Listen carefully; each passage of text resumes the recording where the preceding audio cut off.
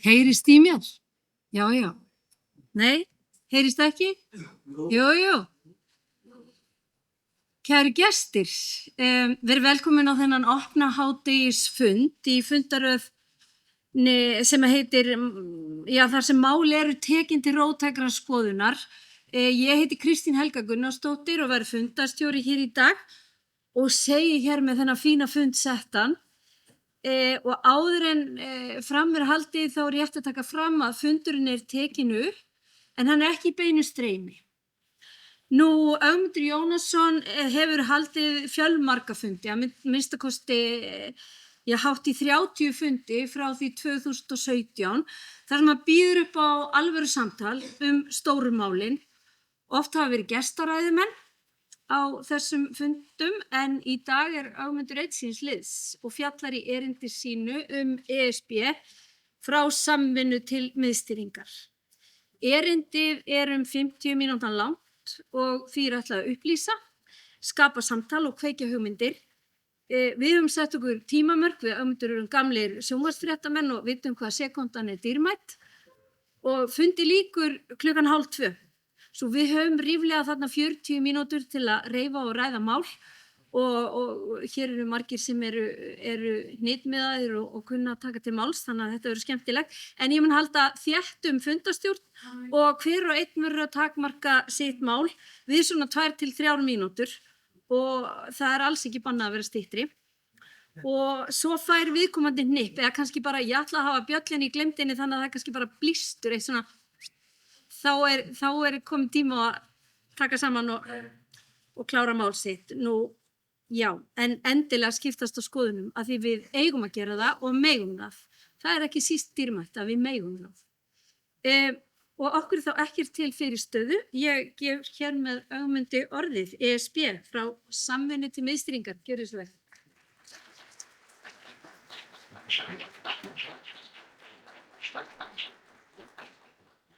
Takk fyrir, það er búið að úthluta mér tilteknum mínútum og ég ætla að virða það.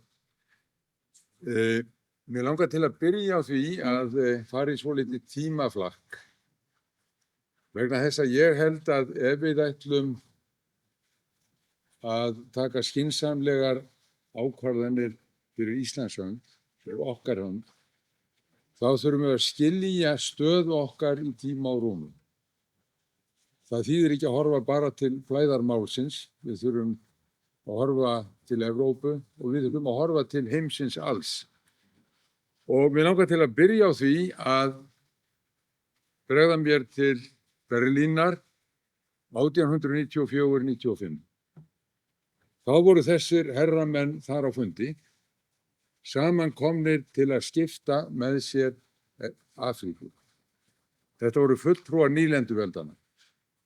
Bretlands, Þýskalands, Ítalíu, Belgíu, Hollands, Portúgals, Spánar og hvað nú heita, nýlenduveldin evrópsku. Árið 1870 þá var búið að skipta Afríku 30%. 1914 voru það 90% sem voru á valdi nýlenduveldana. Og menn koma þarna saman og sögðu nú skulum við hætta að deila og rífast, við eigum okkur sameiginleg markmið. Við erum að sækjast eftir sömu hlutum. Og við vitum hverjir þeir voru. Það voru auðæfi þessarar heimsálfu. Og í stað þess að vera að rífast, þá skulum við bara koma okkur saman hvernig við berum okkur að. Þetta er ekkert mjög langt síðan sem þessi fundur var haldinn. Afi minn, Ögmundur, hann var 20 þegar þessi fundur var haldinn og amma, Ingibjörg, hún var 19 ára. Ég var vel eftir honum afa. Ég var rúmlega 20 þegar hann dó og eins og þið sjáið þá er ég tiltölulega ungur maður ennþá. Á langt eftir. En á þessum tíma, í kringum aldamótin, þá litu Mið-Austurlönd svona út. Höfðu áður, þetta er Ottómanveldið, áður hafði það náð eftir allri norðurströnd Afríku og upp eftir öllum Balkanskaganum. En svona leit það út í heimsstyrjöldinni fyrri og aftur komu sömu herrar eða fulltrúar sömu ríkja saman til fundar. Það var í Lausanne í Sviss árið 1923 og aftur voru þeir að skipta með sér góssinu. Nú voru þeir búið til landamæri. Þeir höfðu lagt drögin að nýjum landamærum meðan á styrjöldinni stóð og það er engin tilviljun að landamæri í Afríku víða eru bein, bara eftir reglustiku, vegna þess að það þurfti ekki annað til í vinnustofum í París eða London. Það var ekki tort í menningarheima eða forsögu en eitt slíkt. Og þeir komu sér saman og til var þetta kort. Ekkert ríkjanna fyrir botni Miðjarðarhafs, ekkert þeirra, var til fyrir fyrra stríð. Ekkert þeirra. Líbanon, Jórdanía, Palestína, Írak, gamla Mesopótamía, þau voru ekki til þessi ríki. Þau voru búin þarna til og undirritað í Lausanne 1923. Og við þurfum að horfa til heimsins alls. Þetta er breska heimsveldið á 20. öldinni. Áður hafði það ráðið í Norður Ameríku, því sem að núna heyri til Bandaríkja Norður Ameríku. Á tímabili réðu Bretar breska krónan yfir fjórðungi jarðarkringlunnar. Fjórðungi. Sumi var útvistað eins og á Indlandsskaganum til Indíafélagsins, en þeir réðu þessu. Og menn voru nú ekki alltaf vandir af virðingu sinni. Milljónir manna voru fluttir ánauðugir frá Afríku til Karabíska hafsins og annars staðar í heiminum. Milljónir. Þessi mynd hér gæti hafa verið teiknuð eftir því sem gerðist í nýlendu Dana í Karíbahafinu. Það voru dönsku jómfrúareyjar. Þar voru þeir með sykurreyrs uppskeru Danirnir. Þeir fluttu 100.000 þræla frá Afríku til Vesturheims. 100.000, bara Danir. Og Bandaríkjastjórn, sem þá var orðin til náttúrulega löngu fyrir þennan tíma, en hún vildi bæja nýlenduveldunum frá Vesturheim. Og það var James Monroe, það var 5. forseti Bandaríkjanna, sem kendir við Monroe-kenningin. Hún gekk út á það, við ráðum okkar heimshluta ekki abbast upp á okkur hér. Burt með ykkar fingur, og það voru aðalega Spánverjar og Portúgalar í Rómönsku Ameríku, burt með ykkur. En svo vildum menn bæta við þessa kenningu. Það gerðum menn í byrjun 20. aldarinnar. Það var það sem þeir kalla Roosevelt corollary. Það var Roosevelt viðbótin. Og í henni segir að Bandaríkin áskilji sér rétt til íhlutunar í Rómönsku Ameríku til að verja bandaríska hagsmuni. Og það hefur gert. Það hefur gert. Flest valdaránin sem hafa verið undirlagi Bandaríkjamanna, þau eru 100 talsins síðan lok heimsstyrjaldarinnar síðari, hafa verið í Rómönsku Ameríku. Þetta var Roosevelt corollary. Og bara svona til kannski að minnast á það á táknrænan hátt, að þegar þessi maður Julian Assange, sem setið hafði í haldi, fyrst hafði hann sótt hælis í sendiráði í London, Ecuador, og að því loknu var hann tekinn höndum og sat í Belmors fangelsinu. Bandaríkjamenn vildu fá hann framseldan og lögsækjan fá hann í fangelsi í 175 ár fyrir að uppljóstra óhæfuverk og Bandaríkjamanna og bandamanna þeirra í Írak og Afganistan. En hvers vegna á leið sinni til Ástralíu þaðan sem hann hvers vegna var stoppað á Marínaeyjum? Það var vegna þess að Bandaríkjamenn ráða Marínaeyjum, Kyrrahafinu, norðaustur og Ástralíu. Þeir hafa lögsögu þar ráða þessum eyjum. Og hann þurfti að koma, þetta var svona samkomulag, hann skildi millilenda á Marínaeyjum til að gera einhverja smá játningu þar. til málamynda. Allir héldu andlitum. En af hverju heita það Marína-eyjar? Maríana-eyjar. Hvernig stendur á því? Jú, það var vegna þess að á 17. öld var austurísk prinsessa sem hét Maríana og hún giftist til Spánar, var drottning þar, giftist Filippusi IV, þau áttu síðan Karl II, þetta var hún Maríana og auðvitað þarf að kenna einhverja fallegar eyjar við hana, hennar nafn sem er smá skraut í djársmið. Og þetta er tákgræn mynd af minni hálfu að setja þetta fram til að minna á nýlendu heiminn. Á nýlendu heiminn. Við verðum að skilja hann. Og þessi nýlendu öfl sem er að sælast eftir auðlindum og verðmætum út heiminn allan, þau koma allstaðar við, líka í Úkraínu. Þetta er úr skýrslu sem að Oakland stofnunin í Bandaríkjunum setti frá sig, ég held að sé 2 ára gömul. Hún segir frá örlögum matarkistu Evrópu. Við þekkjum það á sögunni. Úkraína var matarkistlan, hveitiframleiðslan var í Úkraínu. Þetta land var all Úkraína var í eigu Úkraínumanna.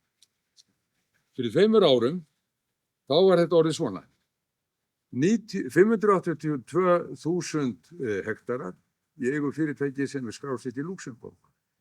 Tæplega 500.000 hektara á Kýpur og svo aftur Kýpur, svo Bandaríkin, Holland, Luxemborg, Sádi-Arabía, Kýpur, Úkraína. Eignarhald á landi í Úkraínu. Hafum við heyrt eitthvað þetta? Nei. Þetta fer að fljótt. Það voru mótmæli í Úkraínu. Þau mótmæli heyrast aldrei út fyrir þau landamæri. En það er ekki bara þessar auðlindir, það eru allar auðlindir sem eru undir.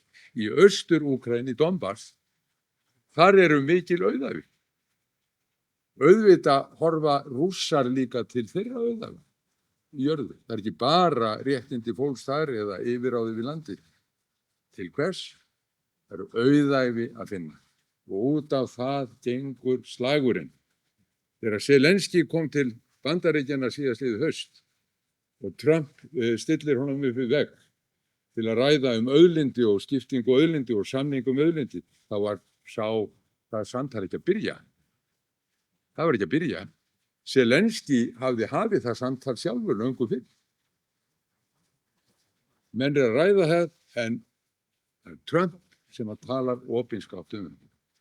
John Bolton fyrir ráðgjafi hans öryggismála fulltrúi Bandaríkjaforseta á fyrri tímabilinu var rekinn þaðan, hann sagði svona tala maður ekki. Ertu ósammála forsetanum, var hann þá spurður. Nei, ég er ekki ósammála, maður talar ekki svona. Maður talar ekki svona. En menn hafa gert á Svara-Grænland. Kala Alit Núnat.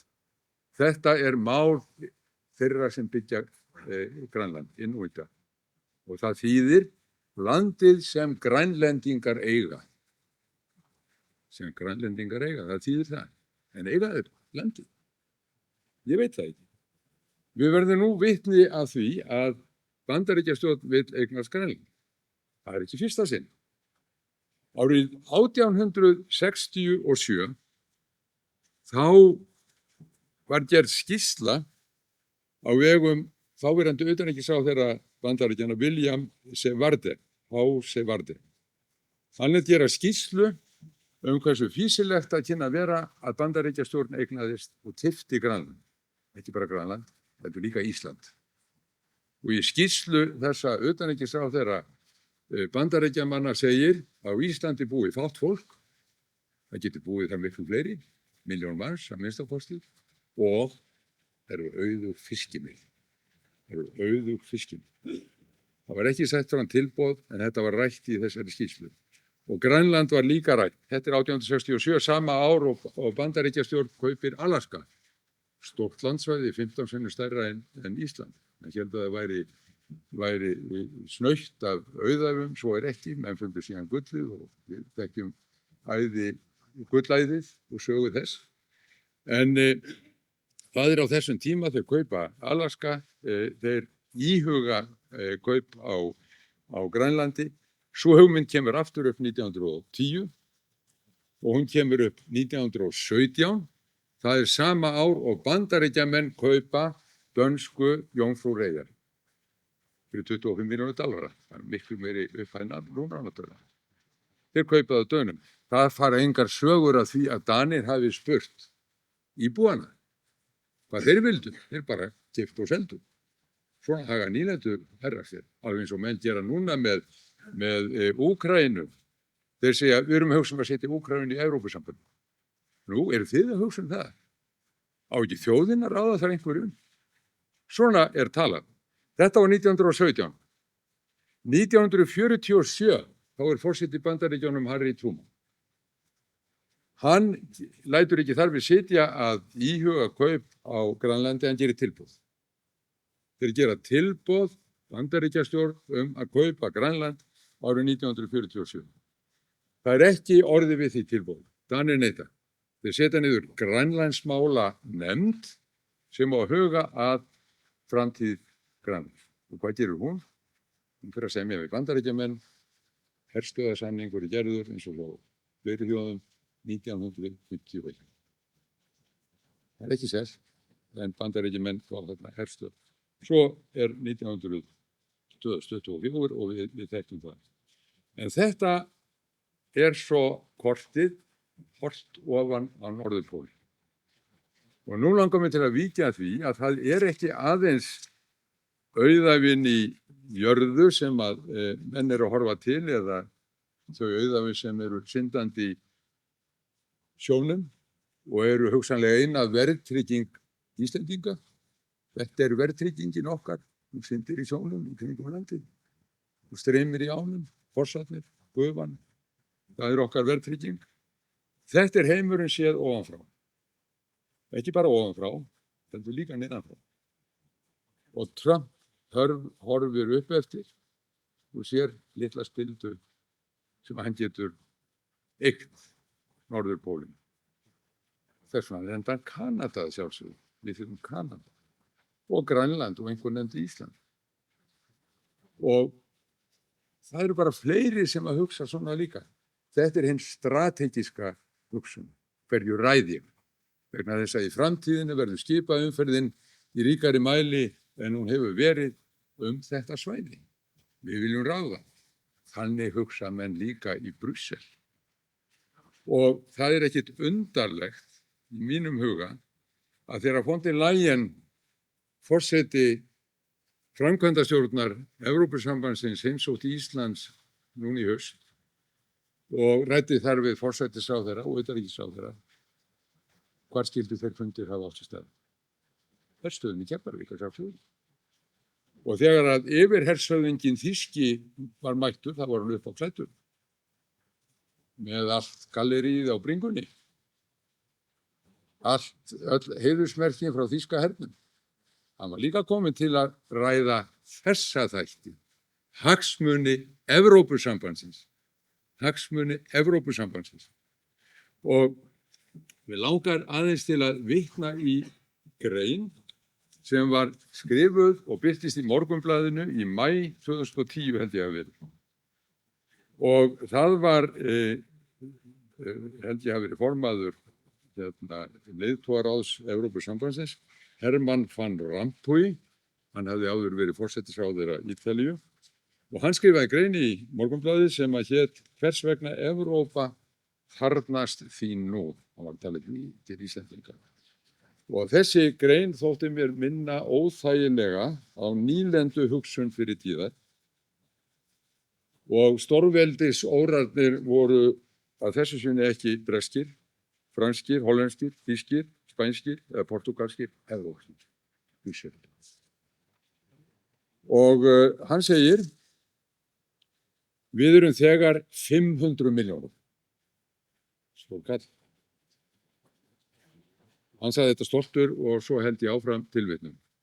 Og náum yfir Evrópu frá Finnlandi til Portugals og Írlandi til Rúmeníu. Við deilum stærsta markaði heims og mikilvægri löggjöf, flest okkar hafa sameiginlega mynt.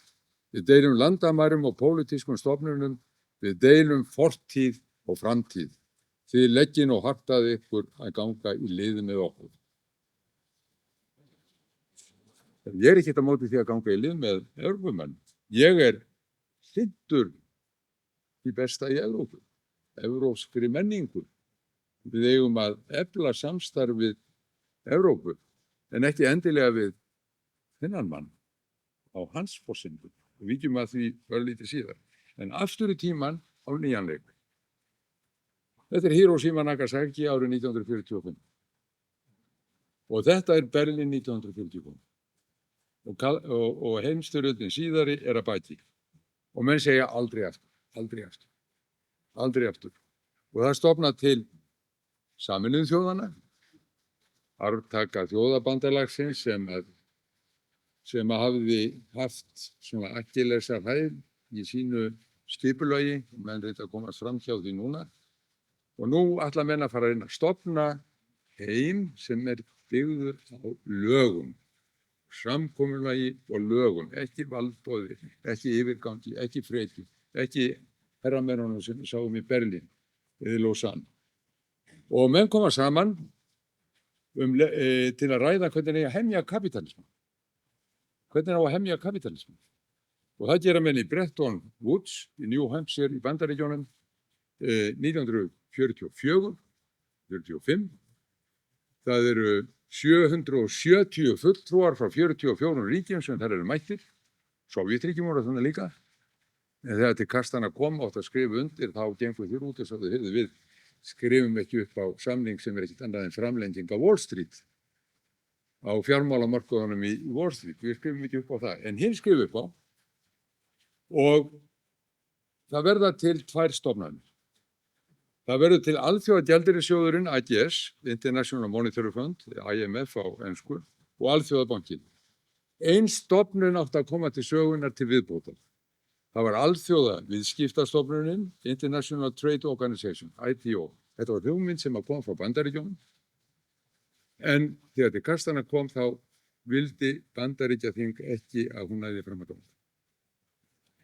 Þannig að hún bíður, en þessar 2 stofnanir koma. Og á næstu áratugum, þá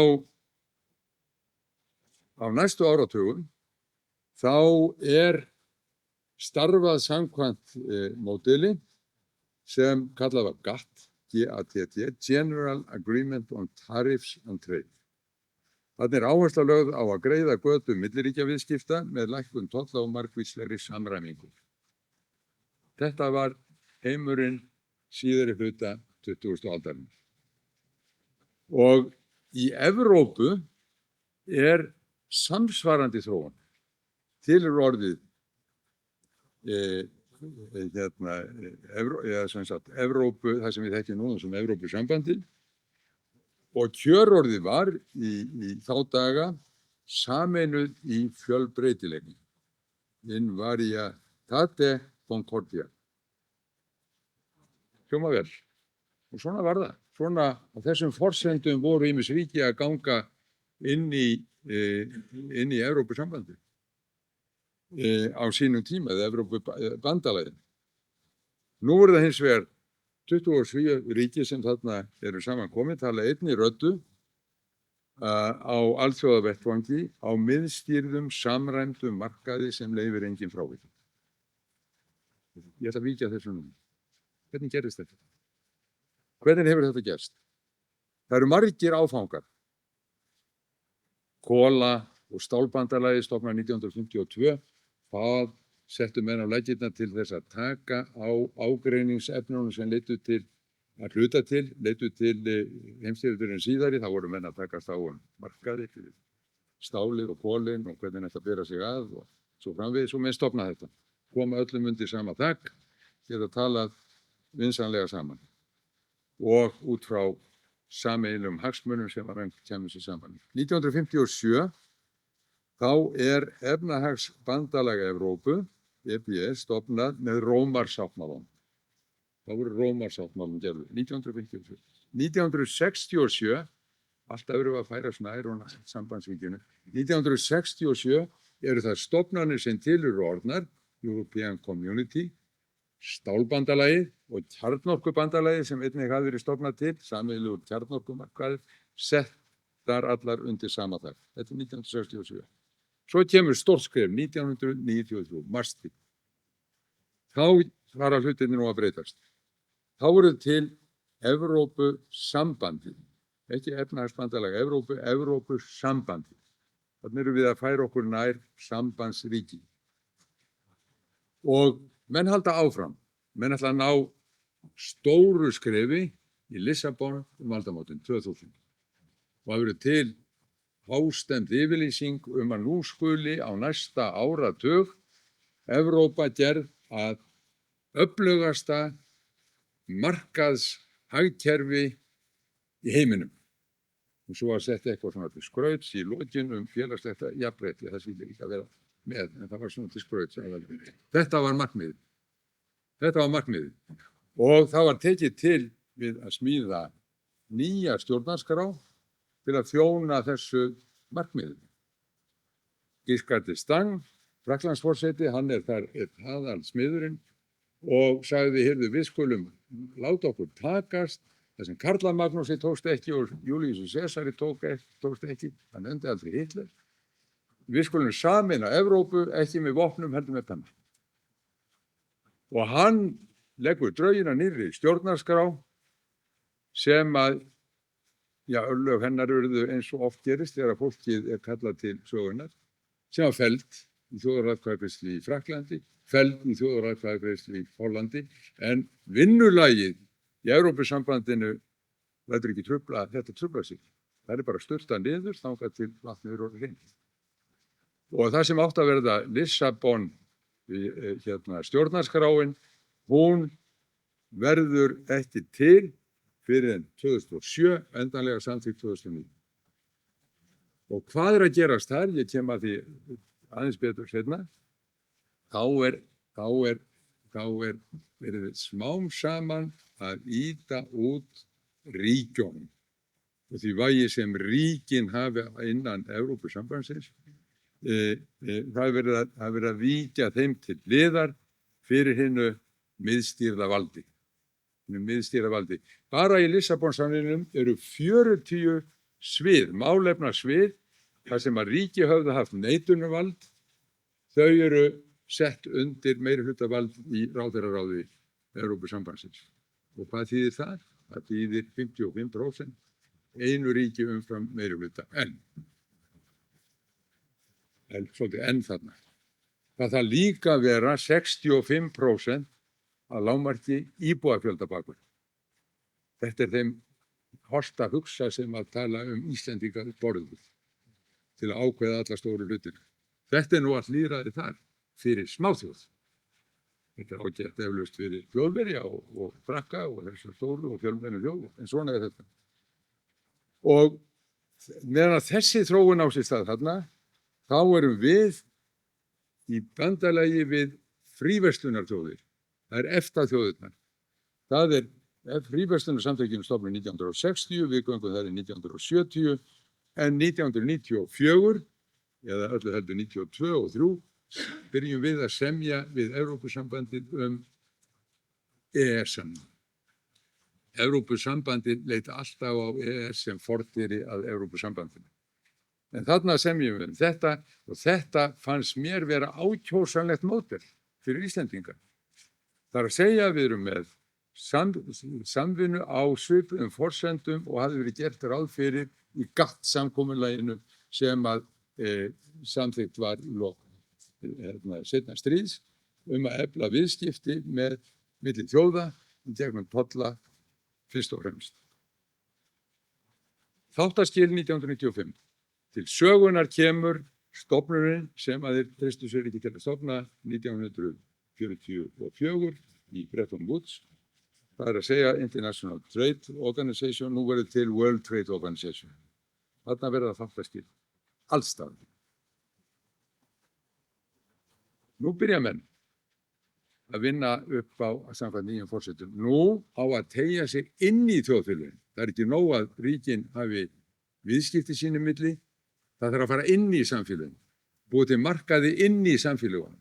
Þeir reyndu þetta með MIE, samkomulagið, Multilateral Agreement on Trade and Services, það var OECD, efnahags- og framfarastofnunin, sem stóð að því í leyni, allt í leyni.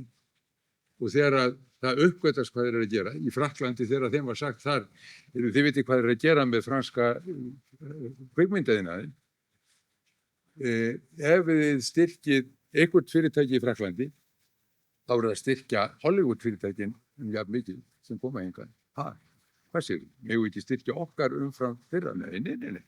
Það voru að jafnræði á markaði. Við viljum ekki sjá þetta. 1997, 1998, þessu hendar höfum. Hinir eru byrjaðir að sjálfsögðu líka. Þeir byrja með GATS, nú að fara inn í General Agreement on Trade in Services, þjónustu. Hvaða services? Bankaservices, já. Tryggingar, já. Almannaþjónustu services, já, helst. Þá eru góður á því, þeir koma með, þeir setja fram tillögur allt milli himins og jarðar og ríkin eiga að haka við. Ef þú samþykkur þessu að fara með þetta svið undir GATS, þá ertu bundin þar, en ekkert snúið tilbaka. Og við fórum að skoða þetta mörg, við skoðum þetta í BSFB, rækilega á sínum tíma, og við bönguðum upp á utanríkisráðuneytinu og spurðum, eru þið byrjaðir að haka við? Haka við hvað? Það var bara engin með á nótunum. En það gekk þetta allt svona umræðulaust fyrir sem við átt að gera. Það sé eitthvað dæmi með þetta. Við fórum að skoða þjónustu, að hún ætti að markaðsvæðast. Og í fyrstu greinu segir þjónusta á við, þjónustu á öllum sviðum nema þjónustu sem opinber yfirvöld veita. Alveg þjónustu er undan því. Flott. Neðar í greininni. Þjónusta sem opinber yfirvöld veita er þjónusta sem hvorki er veita á viðskiptalegum grunni eða samkeppni veitnir að fleiri þjónustu aðeins. Veitandi. Skilja mér núna hvaða þýðingu það hefur þegar hafnirnar voru gerðar að hlutafélögum. Hvaða þýðingu það hafði þegar Ríkisútvarpið var gert að hlutafélagi. Það hefur verið að setja það í þennan búning. Gera það að markaðsvöru. Það snýst núna eftir þetta slagurinn. En sem betur fer, þá kviknar andspyrnu. Attack samtökin sem eru skammstöfum fyrir Association for the Taxation of Financial Transactions and Citizens Actions. Þau verið til í Frakklandi 1998. Þau komið til Íslands 2009. Þarna situr fyrsti formaðurinn, Sólveig Anna. Og þessi samtök eru til, skoðum bara heimasíðuna þeirra, fín heimasíða. Við erum að fylgjast með heimasíðum sem að sjá okkur fyrir upplýsingum. Hann Hjörtur Guðmundsson, sem við skrifað 100.000 greinar í Moggan og víðar. Hann með fullveldi.is og stjórnmálin.is, öll að fara þangað inn. Sjálfsögðu, við þurfum að tengjast sem höfum áhuga á þessum málum. En þetta var að taka á Íslandi og í Seattle í Bandaríkjunum 1999, þá eru þessi mótmæli og hvað gera með þá? Það þýðir ekkert að halda áfram með þetta GATS núna. Við skulum fara eitthvað það sem við getum verið í friði. Og það farið til Katar 2001. Það mikill sandur en fátt fólk. Og þeir koma sér saman það að svona almannasamtök eins og PSI, almannasamtök starfsfólks í opinberri þjónustu, þeir mega nokkrar milljónir, 20 milljónir, þeir mega hafa hvað marga fulltrúa? 1, ekki svolítið gott? Jú, 1. Og þá yrðu menn í svona sæmilegum friði, þetta var 2001, þetta var Doha Round sem þeir kalla. Nema lýðræði vildi einn veg en alþjóða viðskiptastofnunin vildi annan. Í Evrópu þá hét þessi maður því óheppilega nafni Bolkestein, sem var óhugnanlega líkt Frankenstein, sem þekkt hugtak í evrópskri sögu, nema Bolkestein, hann kemur með þjónustu tilskipun fyrir hönd Evrópusambandsins. Og nú vilja menn koma henni í laggirnar, reyna að setja almanna þjónustuna á markað. Aðeins að segja ykkur eitt í sambandi við þetta attack, sem eru samtök sem við að horfa vel til, en á grundvelli þessa að þá voru komið fram tillögur svokallaðan Tobin-skatt, að skattleggja fjármagnstilfærslur þar sem gróðu öfl að braska með peninga. Og því síðan að Guðfríði Lilju þarna, hún flutti slíkt þingmál á Alþingi á sínum tíma. Þetta Bolkestein. Það var mikill slagur í Evrópu í kringum þessa Bolkestein áætlun að markaðsvæða þjónustuna. Ég tók þátt í þessu, ég satt í framkvæmdastjórn Evrópusambands verkalýðsfélaga og Evrópusambands starfsfólks í opinberri þjónustu og líka þessum heimsamtökum, PSI. Þekki þetta mjög vel. Aðeins nokkur orð þetta þrennt. Leynd, lýðræði, fullveldi. Og ég lít á klukkuna, já, þetta er í lagi ennþá. Leynd, lýðræði, fullveldi. Kom aðeins inn á þessa þætti. Alltaf, þegar valdastéttirnar hafa alltaf reyna að keyra eitthvað svona í gegn, alltaf hefur það verið stoppað þegar fólki rísu. Alltaf. Þegar lýðræðið er virkjað, þá kemur babb í bátinn. Þannig gerðist það 2002, þegar á grundvelli GATS samkomulagsins var reynt að koma á samningi milli Kanada og Evrópusambandsins einkavæðingu vatnsins. Guardian upplýsir, málið stoppað. Og síðan langar mig til að segja ykkur frá einni svona persónulegri sögu, því þetta gerast bara svona persónulegu hérna. Þá er það þannig að þessi nefnd hér, þetta var eina af þessum nefndum sem var að véla með þessa milliríkjasamninga.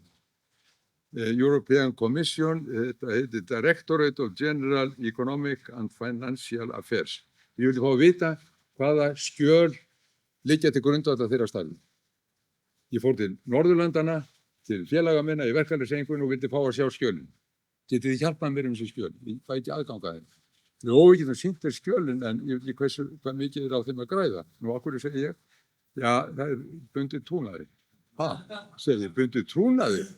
Stendur þá ekki til skjölunum? Jó, það stendur þarna conclusions, sem eru niðurstöður, og svo summary, svona hvernig þetta er samantekið. Ef einhver heldur að ég sé að ljúga þessu, þá ætla ég að sýna ykkur þetta. Svona. Með öðrum orðum, þetta er hið gagnsæja Evrópusamband.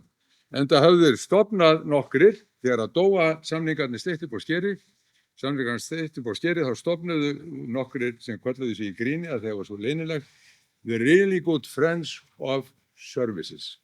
Þetta var undirlagi bandarískra stórfyrirtækja sem þetta var gert og þarna var Walmart inni sem að sagði til dæmis við þurfum að ryðja sveitarfélögum út úr skipulagsvaldinu, við hefum ekki að hafa það, þetta á alltaf að vera hjá okkur og það sem að fór mest fyrir brjóstið á mönnum þegar að upplýst var þessa leynilegu samningu sem átt að búa í haginn fyrir eitthvað sem kæmi í staðinn fyrir Doha, samninga Alþjóða viðskiptastofnunarinnar, það var gert ráð fyrir því að í deilum sem að risu upp milliríkjasamninga þá kæmu stórfyrirtækin með fingurna.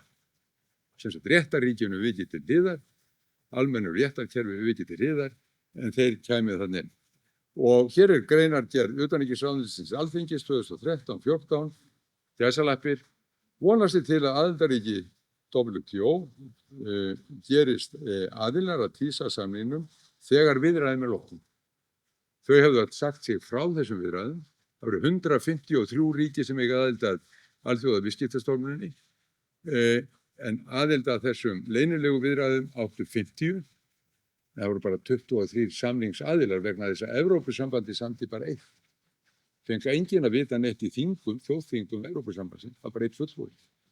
Við vorum líka við borðið þarna, litla Ísland, að því við stóðum þarna fyrir utan. Við höfum þarna rödd. Og þó að þetta sé ekki geðslugu texti, þá vorum við þarna. En markmiðið samningsins er að fækka hindrunum í vegi fyrirtækja sem starfa á vettvangi þjónustuviðskipta og auka gagnsæi milliríkja viðskiptum með þjónustunni. Þeir eru búin að sjá allt gagnsæi.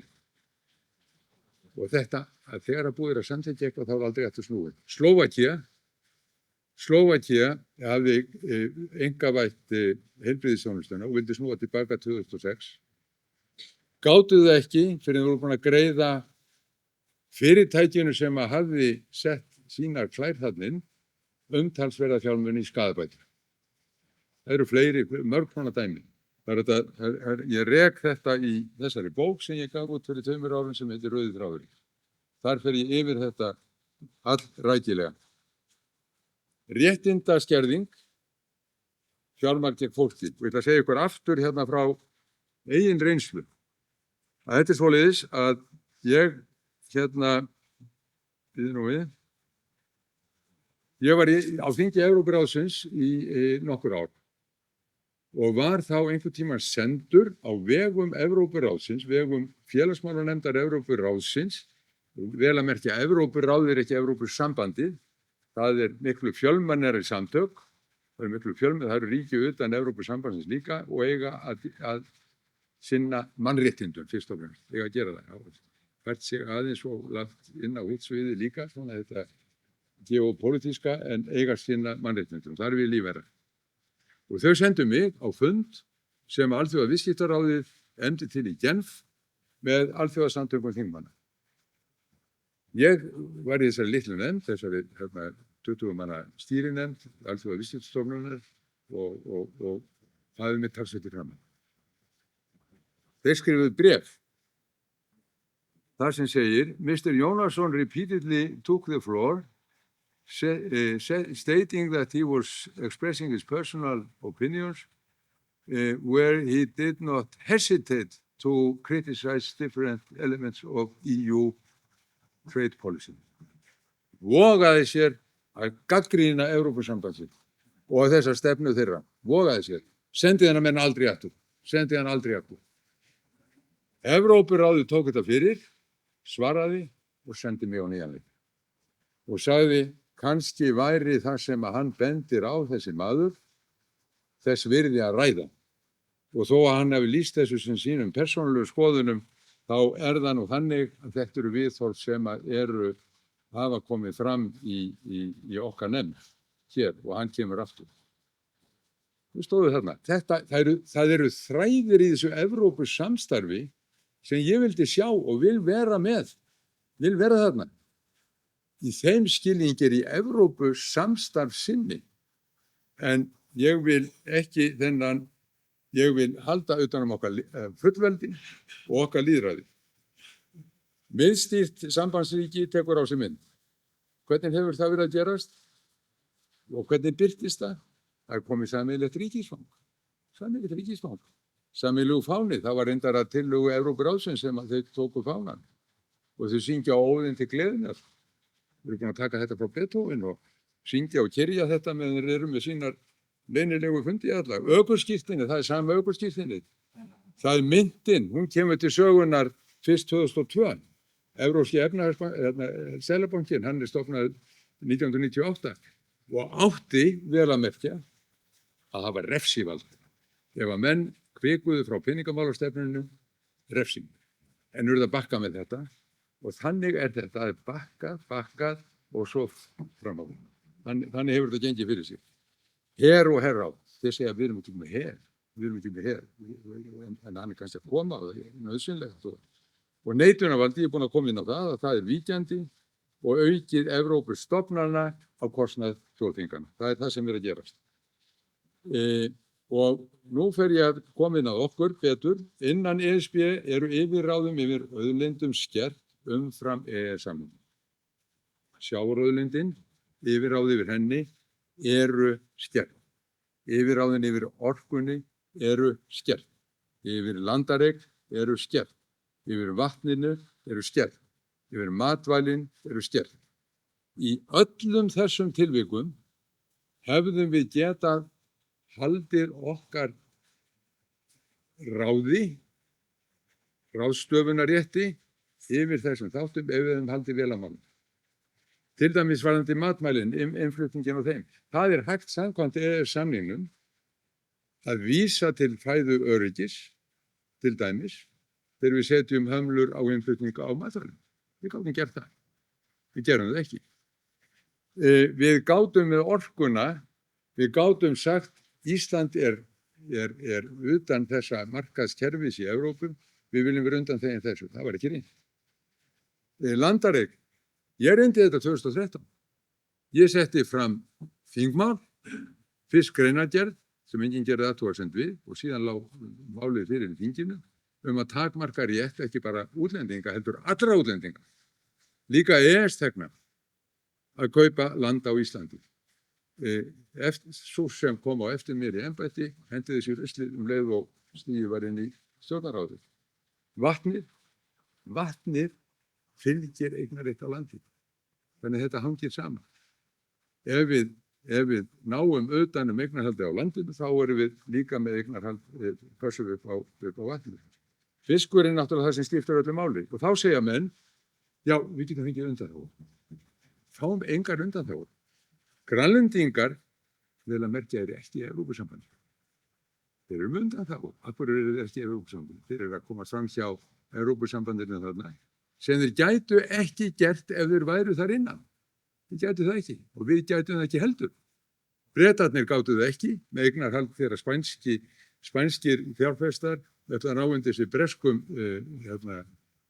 fiskveiði fyrirtækjum að þeir töpuðu því máli. Endanlega 1991.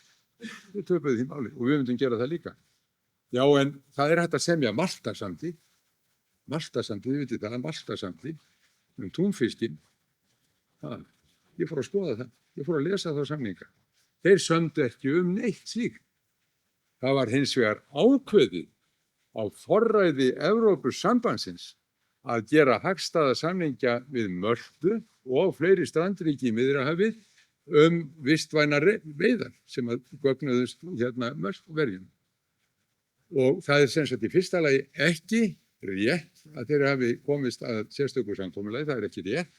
Og svo er náttúrulega hitt, hver absúrt þessi samanburður er. Afli á Íslandsmiðum árið 2023 var 1.375.000 tonn. Afli á Möltu árið 2023 1.000 tonn.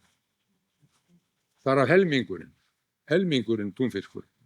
Og svo er orkan, við vitum hvernig henn er komið og þar vísa ég aftur á baráttusamtökin orkan okkar, ég er formaðurinn einhvers staðar í salnum.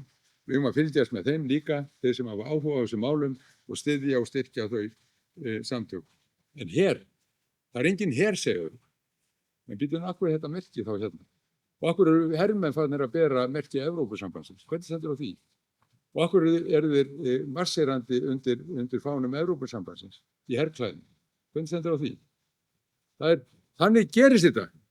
Það gerist allt í kyrrþey. Allt í kyrrþey. Þess vegna verðum við að vakna upp. Og ef sagt er ekki allt í lagi að vera þarna inni með ökuskírteinið og passan og allt þetta? Jú. Ef rétt var í haldi á málum og ef að gamli nýlendudraugurinn væri ekki alltaf með í för, þá væri þetta hugsanlega í lagi. En ég vil ekki lúta forræði fólk sem að tala svona. Koma verði evrópskum hagkerfum í stríðsham. Og þau eru að þessu. Við erum að fara að borga, Evrópuþjóðirnir eru að fara að borga 5% af þjóðarframleiðslu í vopn, í sprengjur. Ætlum við að gera þetta? Nei, við ætlum ekki að láta fara svona með okkur. Þeir segja eitthvað minna fyrir Ísland framan af. En þetta er það sem er stefnan. Og svona er talað. Kaupið, segir Mette hinn danskan. Og fréttaskýringu heimildarinnar. Mette Frederiksen, forsætisráðherra Danmerkur, fram til þessa hafa samningar vopnakaup farið hendur þingsins og hersins. En slíkt hefur iðulega tekið langan tíma, allt of langan tíma, sagði forsætisráðherrann. Nú megum við engan tíma missa og með því að þetta verður nú að hendi æðsta yfirmanns hersins ganga hlutirnir hraðar fyrir sig. Herinn á að ráða hvernig skattpenningum er varið til vopnakaup. Og kanslari Þýskalands, fyrrum forstjóri Blackstone í Þýskalandi, sem er stærsta brask fyrirtæki heimsins, hann er núna forsætisráðherra Þýskaland, kanslarinn. I have completely lost my fear. Hann er ekki hræddur lengur að Merz. Hann man ekkert eftir vindinni sem ég sýndi frá Berlín 1945. Merz, unlike other Germans, is not afraid of the war with Russia. Og hann segir, part of our society has deep-rooted fear of war. Það er mjög hræddur við stríð. I don't share it, but I can understand it. Þessi maður er ekki að fara inn í stríð. Hann er ekki að fara inn í stríð. Hann ætlar að senda börnin annara í stríð. Og börnin okkar verða sett í herinn og sett í stríð samkvæmt og undir forræði þessa fólks. Viljum við vera þar? Nei. Ég segi bara nei. En hvernig stöndum við gegn þessu? Við eigum stjórnarskrá. Við eigum stjórnarskrá. Og þar segir Alþingi og forseti Íslands fara saman með löggjafarvaldið, forseti og önnur stjórnvöld samkvæmt stjórnarskrá þessari og öðrum landslögum fara með framkvæmdavaldið, dómendur fara með dómsvaldið. Þetta stendur í stjórnarskránni. Og þetta gátu menn ekki horft fram hjá. 1992-93 þegar samið var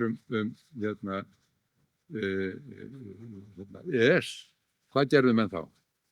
Bókun. Þau settu niður bókun. Bókun 35. Hvernig hún? Okkur til varnar. Stjórnarskráni til varnar. Hvað segir þessar bókun? Bókun 35 við undirritun EES-samningsins 1993. Ég ætla að lesa með það þegar að vera góðið svolítið í krossgátum til að skilja þetta, en það kemur. Vegna tilvika þar sem getur komið til árekstra á milli EES-reglna sem komnar eru til framkvæmdar og annarra settra laga, skuldbinda EFTA-ríkin sig til að setja, ef þörf krefur, laga ákvæði þess efnis að EES-reglur gildi í þeim tilvikum. Sem sagt, ef þörf krefur. Þannig er eitthvað mat á því hvað er grátt svæði og við höfum einhver ráð af því hvernig við berum okkur að. En ríkisstjórnin, núverandi ríkisstjórn, hún er staðráðin í að koma fram breyting á þessu. Í fyrsta lagi að setja þetta inn í lög. Þetta var bara bókun. Bókun skiptir máli í milliríkjasamningum, ég ger mig grein fyrir því, en hún hefur ekki sama vægi og landslög. Og það sem þið vilja setja inn í landslög til að taka allan vafa af gráu svæðin og hver ráði, þá segja þeir, ef skýrt og þarna kemur krossgátu hæfileikin til, ef skýrt og óskilyrt lagaákvæði sem réttilega innleiðir skuldbindingu samkvæmt EES-samningnum er ósamrýmanlegt öðru almennu lagaákvæði, skal hið fyrrnefnda ganga framar nema Alþingi hafi mælt fyrir annar. Sama á við skuldbindingar sem eru innleiddar með stjórnvaldsfyrirmælum ef þau eru ósamræmileg öðrum stjórnvaldsfyrirmælum. Já, ég veit, það þarf að liggja svolítið yfir þessu, en tækið eftir orðalaginu þarna. Nema Alþingi hafi mælt fyrir annað. Nú, getum við þá ráðið þessu í samræmi við stjórnarskrá? Flott, já, lesið í greinargerð ríkisstjórnarinnar með þessu frumvarpi. Nema ef þið gerir þetta og Alþingi gerir þetta, þá er náttúrulega augljós hvað gerir. Þau eru lögsótt og dæmt í sekt. Þetta segja þau. Þetta er bara til sýnis til þess að komast fram hjá stjórnarskráni. Þá segja þau í lagatextanum að Alþingi geti sett lög ef það óski eftir, en þau stríði gegn EES-sáttmálanum, það segir við greinargerðinni, og þið verið sektuð. Þetta er nú skollaleikurinn sem þarna er verið að leika. Svakalegu. Og þau ætla að reyna að keyra þetta í gegn. Núna. Og það bara má ekki takast. Og á ekki takast. Það sjálfsögðu á það ekki að takast. Síðan er þetta, við erum líka með þetta í stjórnarskráni að það megi takmarka rétt erlendra aðila til að eiga fasteignaréttindi eða hluti í atvinnufyrirtækjum hér á landi. Þetta stendur í stjórnarskráni. Við höfum þeirra rétt. En Evrópusambandið, það virðir ekki stjórnarskrá. Frakkar hafa fengið að reyna það er alltaf við stjórnarskrána. Stjórnlaga dómstóllinn í Þýskalandi hefur áhyggjur að þessu, það er ekki hlustað á hann. Það er bara valtað yfir alla stjórnarskrá. Dómsvaldið í Brussel ræður. Það ræður ekki yfir okkur að öllu leyti, vegna þess að við höfum þessa bókun, en þau vilja að það geri það. Það er þetta stríð bókun 35. Og ég spyr hvers vegna í ósköpunum begiði fyrir ykkur fyrir þessum fyrirskipunum. Hvers vegna í ósköpunum gerir það. Og þegar ég var með þessi lög fyrirhuguðu bann við kaupum landi í íslensku landi, erlendu eignarhaldi á íslensku landi. Þá sögðu menn, þetta bara gengur ekki upp samkvæmt EES-samning. Hvað vitið þið um það? Já, við höldum það bara lögspilling að segja okkur. Akkur látum við ekki á þetta reyna? Akkur látum við ekki á neitt reyna? Akkur látum við ekki reyna á það hvort við höfum rétt til að neita gjörðum frá Evrópusambandinu. Við höfum þann rétt, en við erum að glata honum vegna andvaraleysis. Svo er það þessi maður hérna, hann heitir Jacques Paul. Hann er einn af mörgum, hann er sá síðasti. Hann skrifaði bók, Gagnrýnin á Úkraínustríðinu. Gagnrýnin á Úkraínustríðinu. Þetta er gamall hermaður, hann var yfirmaður í svissneska hernum, hefur starfað út allan heim, hefur aldrei verið lögsóttur fyrir eitt eða neitt, þangað til núna.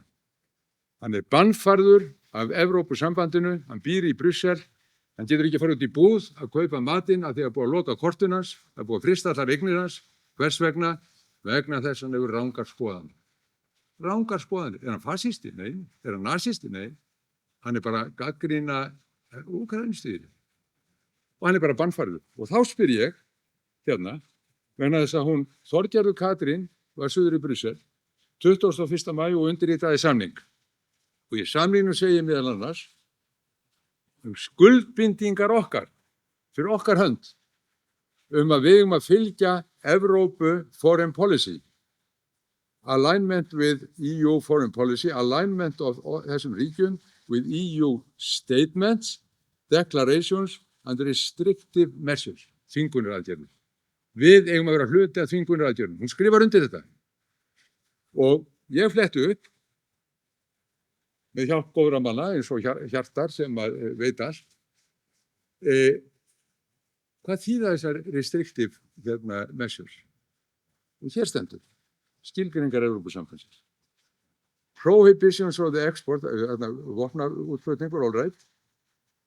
Restrictions on admissions, visa, travel bans. Sem sagt, þeir sem eru bannfærðir mega ekki ferðast, við tökum þátt í því. Economic measures such as restrictions on imports and exports, freezing of funds, frysting eigna, economic resources owned by large individuals or entities. Og ég spyr núna, og ég vona að einhver í þinginu spyrji að því, hvað ætlaði að gera við bót ef hann vill koma til Ísland? Bara að fara að skoða Gullfoss og Geysi, eins og ekki Þingvelli. Þórarinn á Frostastöðum. Má hann koma? Ekki samkvæmt þessu. Þeir eru búin að bannfæra hann. Og þarna, í þessu samkomulagi sem hún undirritar, þar er líka vísað í varnarmálasamning. Já, hvernig lítur hann út? Þorgerður Katrín ætlar að fara að undirrita hann. Hefur einhver séð hann? Enginn. Hún er að fara að undirrita hann. Það hefur enginn séð hann. Það veit enginn hvað þetta er. Þetta FIMI, það er fake news. Við ætlum að hafa samband við þá, samstarf við Evrópusambandið fake news. Við sjáum hvernig þið koma fram. Gagnvart manni sem að gagnrýnir Úkraínustríðið, það er bara fake news. Bara fake man, má ekki vera til, skrúa fyrir hann, slökka á honum. Og ég spyr, hún sagði daginn þegar þeir Evrópusambandið ætlaði að refsa okkur út af járnblendinu og gerði, setti tolla á járnblendið. Þá sagði hún, þetta gengur ekki til brota á EES-samninginn. Ég skrif ekki undir. En nú segir hún að bara lítur allt öðruvísi út heim. Hvar er pennin? Hvar er pennin? Við þurfum að fylgjast með þessu fólki. Og aftur er ég nú farin að fara að ljúka máli mínu og þá er ég aftur komin til Berlín. Og ég taka eina kvótasjón hérna á ensku. We live in a world, in the real world, that is governed by strength. Við búum í heimi sem byggir á styrk. That is governed by force, með valdi. That is governed by power, vald aftur. Stephen Miller, ráðgjafi Donald Trump. Talaði einum rómi. Það er þess vegna sem við segjum mörg og tökum undir með þessu fólki. Þarna viljum við vera í samstarfi sem segir burt með nýlendustefnuna. Burt með ásælni í auðlindir jarðarinnar. Stöndum vörðum lýðræði, stöndum saman að þessu leyti. Svona Evrópusamstarf viljum við. Og ég tek undir með honum Eysteini Jónssoni og hans sé horfinn og við feðra og mæðra. Hann sagði á Þingvöllum 1944, við Íslendingar munum kappkosta að koma þannig fram við aðra þjóðir að við öðlumst vináttu þeirra og traust. Við munum unna öðrum réttar og sannmælis en halda á rétti vorum, slíkar verða landvarnir þjóðarinnar og aðrar eigi. Þetta er vitulega mælt og þetta er vitulega mælt í dag af þjóð sem situr á Atlantshafshryggnum miðjum og úfar rísa beggja vegna hans, þá svona rödd sem þarf að heyrast í heiminum. Ég held að margir í Evrópu og margir vestanhafs líka vilji heyra þessa rödd. Að lokum þetta, hvers vegna ekki? Ég vissi að þetta myndi koma. Ég vissi að þið yrði sagt hér á fremsta bekk, þarna sjáu þið, við erum öll framsóknarmenn. Og ég hef nefnilega sagði Guðna einhvern frá því að mamma hefði kosið Eysteinni kringum 1960 vegna þess að hann hefði elskað Ísland. Hann hefði verið náttúruverndarmaður, hann hefði verið umhverfismaður og samvinnumaður, viljað jöfnuð. Og þá liggur við að spyrja síðustu spurningarna, hvers vegna ekki ESB? Vegna þess að við viljum eiga samstarf við Evrópu á öðrum forsendum en þarna boðið upp á. Félagslegum forsendum, mannréttindi, menntun. Við höfum margt fram að færa á ýmsum sviðum Íslendingar og við getum notið margs frá þeim líka. Og við eigum að leggja rækt við þetta, en við eigum ekki að leggjast undir svipuna. Vegna þess að sá sem lætur berja sig til verkana, hann endar sem þræll og þrælar viljum við ekki vera. Takk fyrir.